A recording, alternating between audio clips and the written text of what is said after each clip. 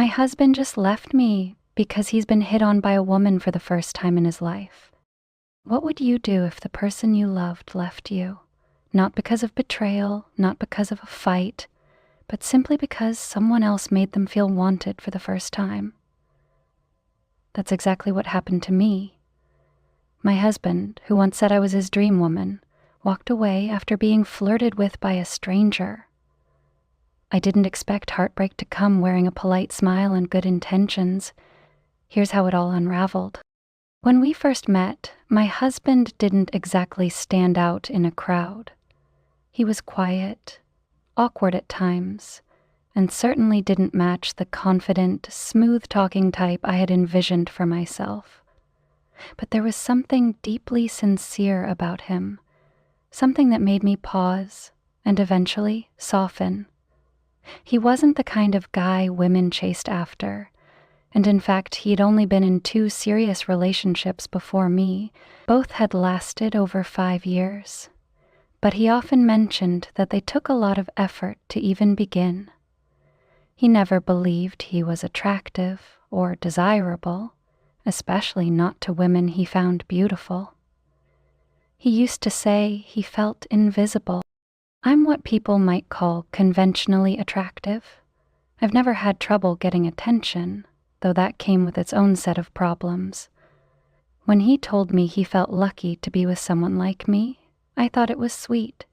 But in hindsight, I think that sense of imbalance, the idea that he was lucky and I was out of his league, set the tone for our entire relationship. He put me on a pedestal I never asked for, and I became a symbol of a dream fulfilled, not just a partner. When we started dating, I admit, I made him work for it. Not out of cruelty, but because I was cautious. I wanted to be sure. I needed to feel that he was serious about me, that he wasn't hiding something. He pursued me for months, 3 to be exact, before we had our first date. I don't regret that entirely. It gave us a strong foundation, or so I thought. We grew close quickly after that. He was attentive, expressive, and incredibly kind. He wasn't flashy or traditionally masculine, but he made me feel seen. He made me laugh. And once I allowed myself to lean into it, the relationship became something I treasured. We moved fast after we got serious. Within 2 years, we were married. I thought that was it. We had made it. Sure, we had the usual ups and downs, but there was always a sense of stability. I never once questioned his loyalty or felt threatened by the possibility of someone else entering the picture. That's partly what makes this whole situation so painful. It came out of nowhere, and it came from someone who had always felt like the safest person in the world. Looking back now, I can see how his insecurities never really went away. They were just quieted by the fact that he finally had someone. I think, deep down, he never fully believed he deserved to be loved without having to earn it. So when a stranger gave him what he saw as effortless validation, an attractive woman no less, it cracked something open inside him. For the first time, he wasn't chasing, he was being pursued. And maybe, for someone who spent his whole life feeling invisible, that kind of attention felt like a drug, a chance to rewrite the story of who he thought he was, and in doing so, he decided to rewrite ours. That's what hurts the most, I think. The rewrite. It wasn't just that he met someone new, it's that he let her version of him become more compelling than the one we had built together. One moment we were a married couple navigating everyday life, chores, weekend plans, quiet dinners. The next, I was being told that some woman he barely knew made him feel more seen than I ever had. And worse, he believed it. The story he told me wasn't long or dramatic. He said he was eating lunch alone one afternoon outside a restaurant we'd been to many times. A woman walked by and, for reasons I'll never understand, stopped to talk to him. He described it like it was fate, as though this moment was meant to happen, like a glitch in the matrix of his otherwise uneventful romantic life. She struck up a casual conversation, and they exchanged numbers. That alone surprised me. I never thought he'd be the type to give his number out to a stranger, but he said it didn't feel wrong at the time, just new, exciting. They began texting more frequently. At first, he told himself it was innocent, that she was just friendly. But somewhere along the line, she started pursuing him more openly. She knew he was married. That didn't seem to bother her. In fact, according to him, it only made her try harder, whatever that means. When I asked to see her picture, because yes, I wanted to put a face to the wrecking ball, I was stunned. She was stunning. Younger looking, flawless skin, the kind of effortless beauty that doesn't have to try. He claimed he didn't pursue her, only responded.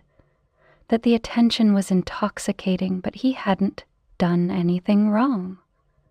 They had only met once after that first encounter. For lunch, of course. Like our first date. I couldn't help but bitterly think. He was insistent that there had been no affair, no physical cheating. But emotional betrayal? That part he didn't deny. He said he knew he was emotionally crossing a line, and that's why he wanted to end our marriage before anything deeper happened. His reasoning? This is the first time a woman has ever shown interest in me without me having to fight for it. That line keeps echoing in my head, as if that alone justified throwing away a 4-year relationship. As if the ease of being desired outweighed the effort of building a life together. It felt like he was confessing that the chase with me, those 3 months he spent courting me, had always been a point of resentment, not pride. He saw this new woman as a validation of something he never got to experience, being wanted without working for it, and he believed that if he let it pass, he'd regret it for the rest of his life. What about me, our vows, our shared memories? He told me he was trying to do the right thing by ending things before they crossed into true infidelity. But honestly, by the time he sat me down to say the words, the damage had already been done. By the time he sat me down, I think he had already made up his mind. That's the part that keeps cutting deeper every time I replay it. This wasn't a man torn between 2 women. This wasn't a conflicted emotional breakdown. It was calm, rational, like he'd already grieved the end of us long before I even saw it coming. I sat there, trying to process what he was saying. I asked if he was unhappy, not just now, but in general, if there were things I had done or hadn't done that made him feel unseen, unappreciated. His response? No, not really. You're a good wife. You've done nothing wrong. I just never knew I could feel this way. And now that I've felt it, I can't ignore it. That felt like a gut punch. How do you respond when someone tells you that you didn't fail them, but they're leaving anyway? It was then that I realized something else. He wasn't just chasing this woman. He was chasing a version of himself he thought he had missed out on. A self that could be wanted without trying. A man who could attract a beautiful woman just by being himself, not by proving his worth over months of effort and patience. She made him feel effortlessly desirable, and that feeling seemed to rewrite everything he thought he knew about himself, and maybe everything he thought he knew about us. That's when I started turning on myself. I hated that I let this happen, even though deep down I knew I couldn't have stopped it. But still, the thoughts came flooding in. Maybe if I had shown more affection, maybe if I'd reminded him more often that I loved him, maybe if I hadn't made him wait 3 months before dating me, he wouldn't have this chip on his shoulder the one that now looked like it had cracked open our marriage. I kept thinking back to those early days when I deliberately made him chase. I didn't want to come off as desperate or easy. I believed, like many women do, that part of being respected is not giving yourself away too quickly. But looking at it now, I wonder if what I thought was healthy self-respect came off as emotional distance. And maybe, even if he never said it out loud, it planted a seed of resentment, like he had to earn me while others didn't have to earn him. I know I can't take responsibility for his choices, but I also can't help but wonder how I contributed to the loneliness he clearly carried inside. And that's what makes this betrayal so complicated. It wasn't just about her. It was about him, his insecurities, his self-image, his hunger to feel wanted. And somewhere along the line, he decided that I wasn't enough to fulfill that anymore. He didn't cheat. He didn't lie. He just left. And somehow, that's what hurts the most. After he left, the silence in the house was suffocating. His things were still in the closet, his toothbrush still in the holder, yet he was gone, emotionally and physically. It's strange how absence can feel louder than presence. Every corner of our home whispered reminders of the life we were building, now abruptly paused mid-sentence. In those early days, I didn't know whether to cry, scream, or just collapse under the weight of it all. I kept asking myself, how did I not see this coming? How did we go from planning a vacation to him deciding that a stranger made him feel more alive than I ever did? I obsessed over every detail. His tone, his body language in those final conversations, the words he used when explaining his decision. Was he hesitant? Was he hurting? Or had he already detached long before he admitted it to me? Oddly, a part of me wanted to hate her. The woman who walked by a restaurant and unknowingly detonated my marriage. But deep down, I knew this wasn't about her. She was just a mirror, a catalyst. She didn't make him leave. She only revealed that he wanted to. And that revelation broke me in a very specific way. Because he didn't leave because we fought too much, or because I wronged him, or because he fell wildly in love with someone else. He left because the fantasy of something easier, something lighter, felt more appealing than the weight of everything we had built. It made me feel like I was the heavy one, the effort, the work, and she was the fun, the spark, the spontaneous thrill. This experience made me question so many things. Not just about our relationship, but about relationships in general. Are we all just one unexpected compliment away from betrayal? Is love really as fragile as one moment of validation? And if someone can leave you while still claiming you did nothing wrong, what does that say about the whole idea of commitment? I also started to reflect on how many moments I might have missed. Opportunities to be kinder, warmer, more present. I wasn't a bad wife, but was I emotionally generous? Was I vulnerable, or did I keep parts of myself guarded, assuming we had time to grow closer later? Maybe I thought that love, once declared, could coast, that because he had pursued me so hard, I didn't need to keep showing him he was wanted too. And maybe that's the scariest truth I've had to face, that even good people can drift apart, not through cruelty, but through quiet neglect.